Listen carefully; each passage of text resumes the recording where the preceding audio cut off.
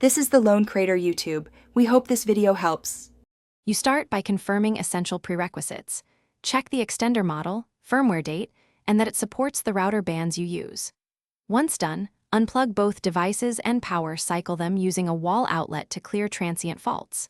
Next, place the extender roughly halfway to the router in a clear line of sight and away from microwaves, cordless phones, and thick walls so signals can propagate.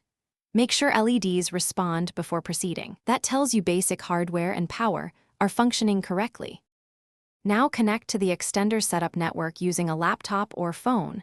If you can, use an Ethernet cable for a stable session.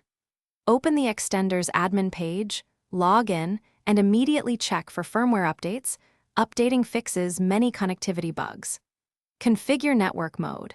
Either clone your router SSID for seamless roaming or set a distinct SSID to isolate issues. Also ensure security uses WPA2 or WPA3 and set a strong password. Finally, save settings and let the extender reboot to apply changes. Finish by testing performance. Run speed tests and walk through the home to confirm coverage at problem spots, comparing results to the router-only baseline to verify improvement. If speeds or stability are poor, adjust wireless channels and test 5 GHz versus 2.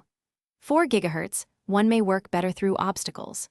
If problems persist, perform a factory reset on the extender and redo setup. Also inspect router settings like DHCP scope and MAC filtering, which can block clients.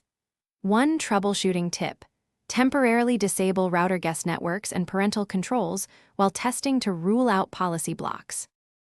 Thanks for watching. Consider subscribing if we helped you.